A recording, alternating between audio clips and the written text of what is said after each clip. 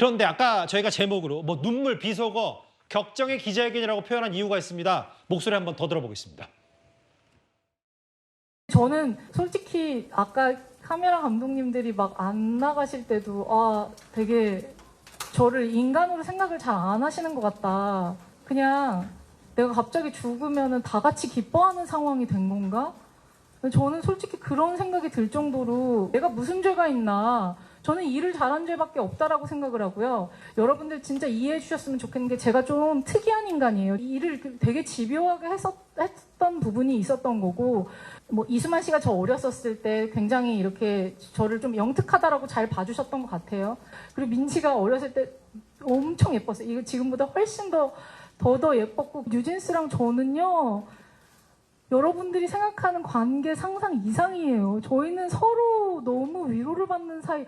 얼마나 애들이 착하고 예쁘냐면 저한테 맨날 사랑한다고 맨날 보내. 맨날 어제 한이가 대표님 너무 힘드시죠? 거기 계시는데 제가 갈게요. 자식 키우는 게 약간 이런 건가? 제가 그런 생각도 들었고 애들이 막 엉망.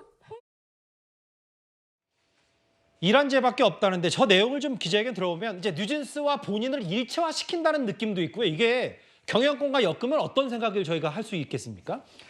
일단은 그 민희진이라는 분이 어떤 분인지에 대해서 조금 설명이 필요할 것 같습니다. 예. 우리나라 K-팝 업계, 특히 엔터테인먼트 중에서도 가요 업계에서는요. 예. 제왕적인 프로듀서들이 군림해서 모든 걸 뽑아내는 그런 구조였습니다. 예. 뭐 아시다시피 이수만, 박진영, 양현석, 예. 강시혁까지 이런 구조를 사실 판을 한번 뒤집어 놓은 것이 민희진 대표라고 할 수 있는데 평사원의 신화죠. 평사원의 신화. 네, 2002년에 SM 엔터테인먼트의 평사원으로 입사를 해서 예. 비주얼 디렉팅 감각만으로 실력만으로 비주얼 디렉터 팀장, 크리에이티브 디렉터, 이사 그리고 마침내 그 빅히트의 CBO, 브랜딩 총괄까지 이르게 된 분이거든요. 예. 그러니까 본인의 능력에 대해서 꾸준히 검증받아왔고 그런 만큼 뉴진스의 기획에도 많이 참여를 했고 그런 부분에 대해서 본인도 자각을 하고 있다 이렇게 얘기를 할 수 있을 것 같습니다. 이해는 됐어요.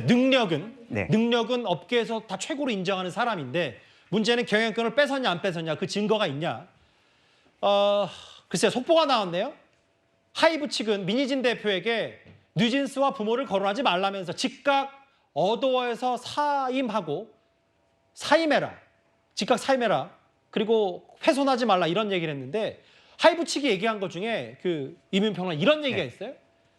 민희진 대표가 여성 무속인에게 경영 코치를 받았고 실제로 하이브를 대표하는 K-팝을 대표하는 가수 BTS를 군대 가니 많이도 무속인에 물어봤다. 이런 증거를 하면서 민희진 대표가 경영을 제대로 하지 못했다. 이런 얘기까지 했거든요. 네.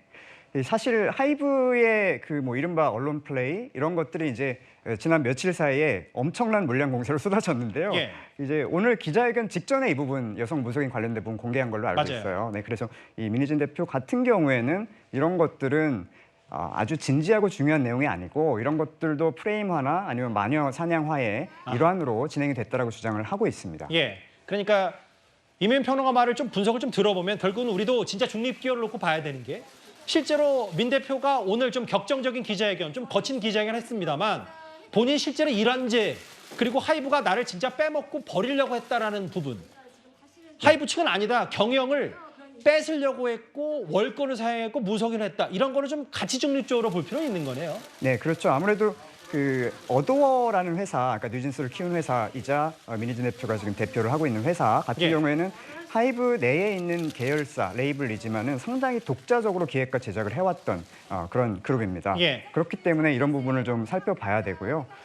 그런 측면에서 본다면은 사실 이제 PR에 대한 홍보에 대한 파트 같은 경우에도 하이브에 집중이 되어 있었던 상황이거든요. 예. 중앙 컨트롤 타워가 확실했던 상황이고 거기에서 계속해서 마찰이 있었던 것으로 전해집니다. 예. 그런 상황에서 사실 민희진 대표 자신은 계속해서 비주얼 크리에이터, 디렉터 이런 부분으로만 계속 일을 해왔기 때문에 언론과의 접촉이 아주 적었고요. 지금도 아주 제한된 언론 접촉에 대해서만 계속해서 이제 회자가 되고 있다가 지금 오늘 기자회견 거의 라이브 방송 방불케 하는 기자회견을 통해서 저런 분이었구나라는 걸 이제 알게 된 건데 예. 그런 만큼 좀 언론을 상대하는 어떤 기술이라든지 그런 것도 정제된 언어 이런 것들은 뭐 부족할 수밖에 없었다 이렇게 볼 수 있을 것 같습니다. 지금 허지원 변호사님 준비된 시간 20초 정도 남았는데 그건 그거고 법적인 부분. 근데 하이브 쪽이 좀 우위일 수밖에 없는지 어떻게 보세요?